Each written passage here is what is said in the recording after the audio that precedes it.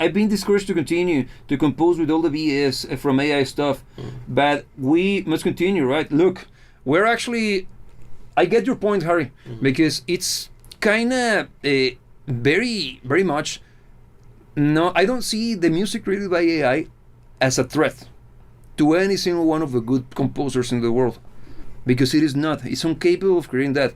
My concern and my disappointment and my actual, my actual reason for me to be concerned with this whole AI BS is the reaction people is having towards it. The fact that the normies, the masses, are actually being fooled by it. Yeah. That tells me many things about their morality, being frank, because that's how little value they see in music, and also their intellect, the lack of, man, how cannot you hear the difference between a human-made song and this slop? Yeah. And I get you, man. So my recommendation is be pissed off about it, and in my headcanon, I think the solution to this, people eventually will get tired of the slop. How can I tell you that? Because I can see it in the movies. The last few weeks, months, if I am better, if I'm much more precise, have been terrible for Hollywood.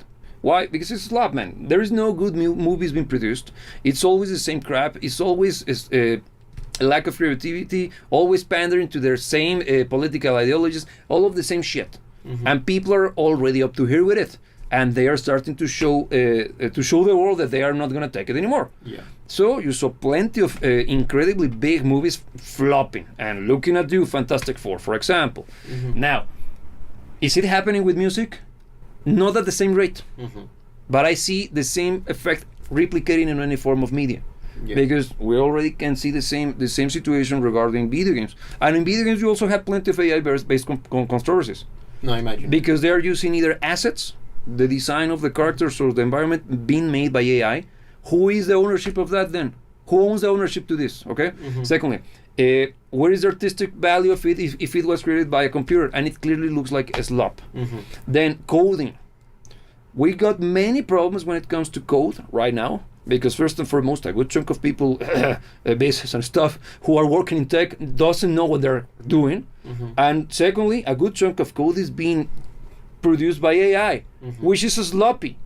It never gives you back something that is a full-on, precise piece of code. In this case, I am not a coder or a programmer, but I have my fair understanding of it, and it shows. It's poorly coded. That's why plenty of people are having issues with the software updates. With video games suck. The optimizations are terrible. So you start to see where I'm trying to take you with this. Yeah.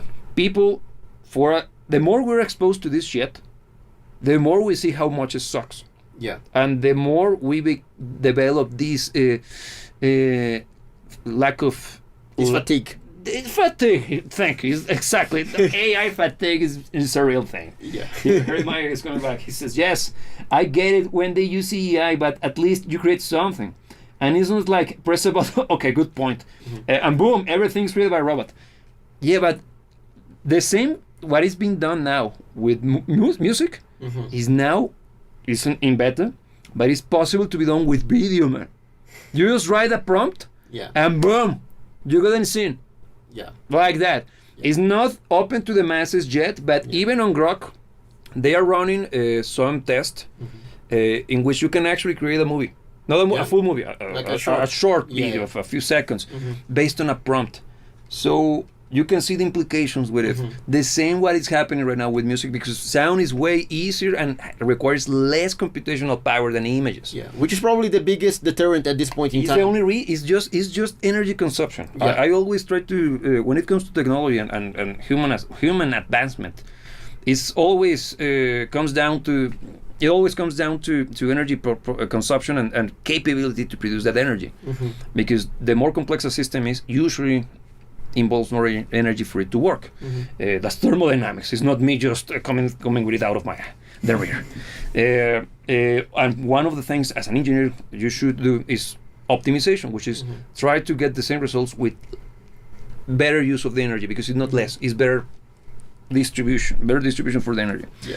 So right now it's just that but we're getting close to that point of it becoming a thing.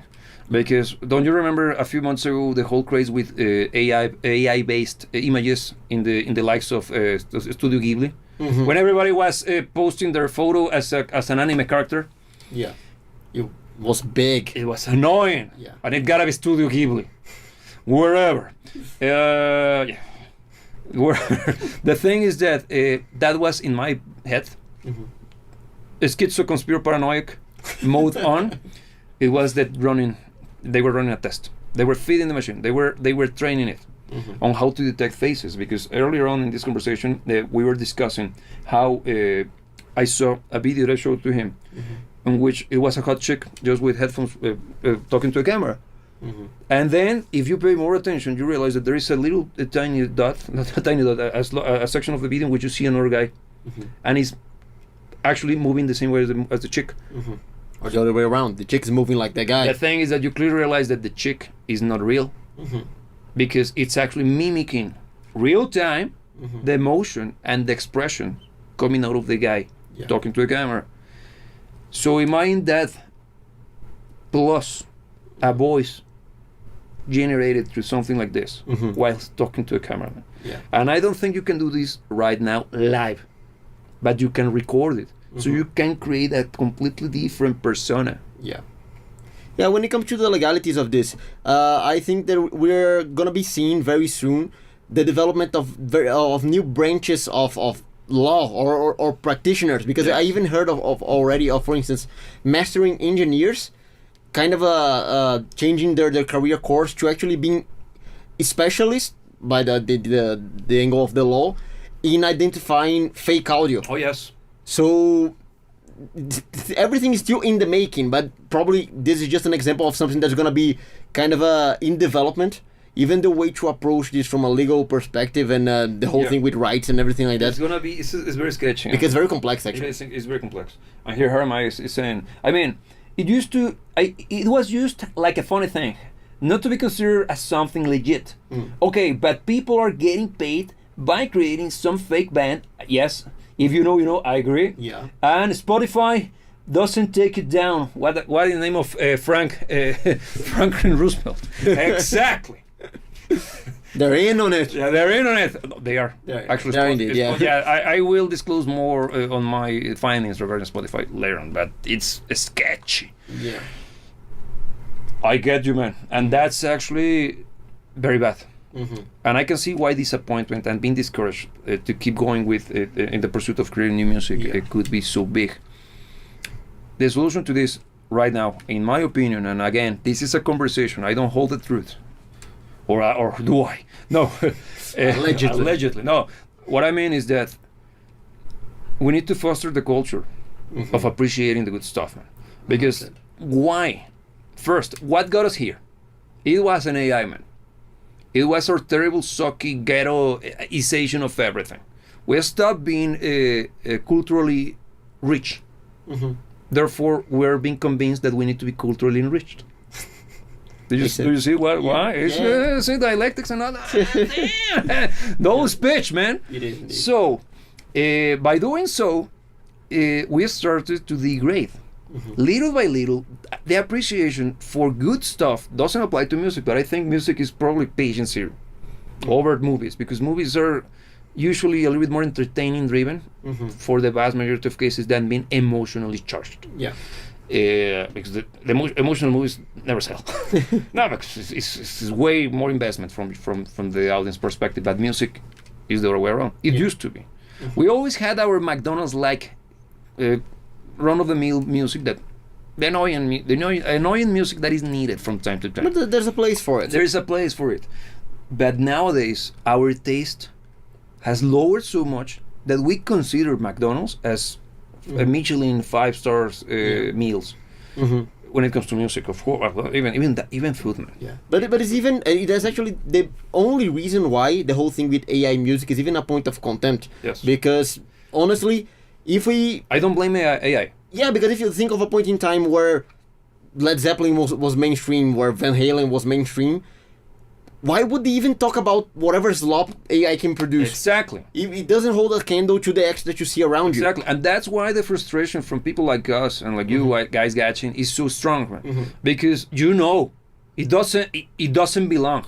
It simply sucks. But let me tell you something to Harry Meyer, because I get the frustration of the current circumstances, but rather than being kind of pushed down because of it, I'd say get their tools and use it against them, because AI is actually a very powerful tool, and if you know a little bit of how to work it, you can actually use it to improve even the whole thing, the notion of the cyborg that Roman mentioned. The whole thing, not the AI or robots or technology taking our jobs or taking our crafts. We using it to enhance what we can do. So rather than feeling because it's easier to adopt the lazy route, and it's the thing that we're seeing first. But AI is nothing but a tool. We are going to be seeing very soon artists or producers or people that are legit implementing legit uses of AI into their workflows and into their creation to good results, to things that can actually expand the process of creating music. And I think that's where the legit musician should focus on, rather than being hit by the fact that people that can make even more slop, even faster and even more efficiently. Yeah, but dude, I get you. But the thing is that you're looking at it from a very high morals point of view, man. Because, for example, here Harry May is saying that he found another fake band and he dropped the name The Lucid Dreams. I kind of remember reading about him, but I might be mistaken, because there was another huge high profile case, the one that he was mentioning earlier, that actually even got to the mainstream. Like, look at this, it worked. It was a bunch of dudes that created a fake band, and then people actually began asking for them to perform live, and it didn't exist, so they formed an actual group. Like, it's ridiculous. And that shows you not the power of the machine. It shows you the power of great marketing. The people behind it were excellent when it came to selling basically Castle in the Sky. And now but Roman here says, with AI bands from all ages, from Beethoven to Beyonce, will never die. AI will make their avatars and songs forever. They will always be young in videos. MTV killed radio. AI will kill mortality. Because you see that it's interesting to see that both of you are coming with completely different takes. Both of them are negative, and I totally agree. I cannot tell you that you are incorrect, because it makes total sense. You're intelligent. You are coming to actual conclusions that are logical and not just coming out of your emotional diarrhea. This is clearly the result of you understanding what's going on. And here, for example, here is continuing. Plugins we also use AI. Some of them do. And no problem with AI, but when someone just presses a button, the morality behind the fact that you can just go there, I want a song that sounds like Beyonce playing country, because as we all know, she's the queen of country music. Bam! And proven by Grammy. And also by being wider than me now. Somehow. But wherever. I get you, man. I get you. That's why I think the only way to combat this is by fostering a culture in which we appreciate the good stuff, man. And look, right now, I'm gonna call spade a spade, man. The issue is that our society right now praises too much the ghetto shit. Everything that is lowbrow, low intellect, simple as fuck, stuff that doesn't have actually any form of emotional impact or substance in the sense of depth, of being thought-provoking, being exciting at an emotional level through the use of music and harmony, melody, rhythm. There is nothing in it. There is no substance. Why we got here in the first place? By not paying attention, man. We stopped praising good stuff and let ourselves be carried away by whatever was meant to be popular at that very day of the week. If we manage, little by little, to look down on those, and I'm being a prick. Why? Because if we don't do it, we will lose our humanity, for real. This is no longer a battle of good or bad taste. This is about preserving what makes humans humans.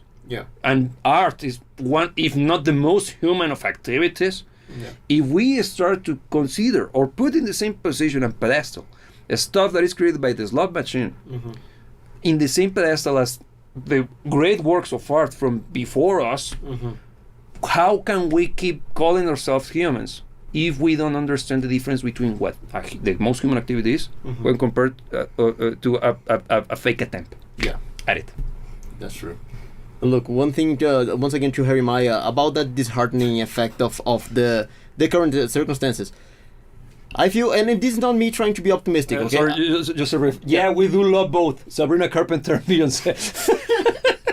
But look, the whole thing, the phenomenon of Sabrina Carpenter, or the lack of a phenomenon. What if she's AI? No, but look, I think Sabrina Carpenter is not as big as they meant her to be. Yeah. Because it's failing. Yeah. Why it's failing? And take me to once again to Jeremiah's comment. And why we shouldn't feel disheartened. What took us here was lowering of the standards. Yeah. You already made a very clear point for that, and it's 100% that. Why did we lower the standards? Because we were convinced that crap was gourmet. Okay? We're kind of like Indians. But look, how did they manage to convince us the crap was gourmet? They had a very powerful hold over what you consumed. Yes. They had there was a monopoly over the flow of information. There was the monolithic establishment mega structures. Those monolithic established mega structures are falling apart. Yeah. That's why their power to convince you that crap is not crap is dying down. Yeah, and for example, see the whole controversy behind Jimmy Fallon. They're Jimmy, one of those Jimmys. Jimmy Kimmel. Kimmel, that guy, because allegedly he's coming back on air today. Yeah. But just to very like the broadcast rights, from what I know, because I just skimmed through the news, okay? Because it's developing like every 2 seconds there is new information about this. Yeah. His biggest markets, which is Portland and I think Seattle, that region of that section of America, is not gonna broadcast his show tonight. For real? Because the guys who owns those broadcast facilities, chains, I don't know what the networks the word, didn't like the idea of bringing him back because Disney approved him, but the guys who are distributing the stuff didn't. Okay. It's Sinclair, if I recall correctly, the owner of that particular section, that branch of the network. So that there's proof to that. So yeah, the establishment is crumbling. It's falling apart. And this is not a detail. This is monumental. Yeah. Because the power and the monopoly of the establishment over the flow of information is what allowed them to be able to convince us that something that is clearly bad is good. And because I think humans, if left alone, if left to nature itself, we have the tendency to see value in things that hold value. That makes sense, right? Well, yes, but in very specific areas of the world. No, regardless, let's stick to those in this case.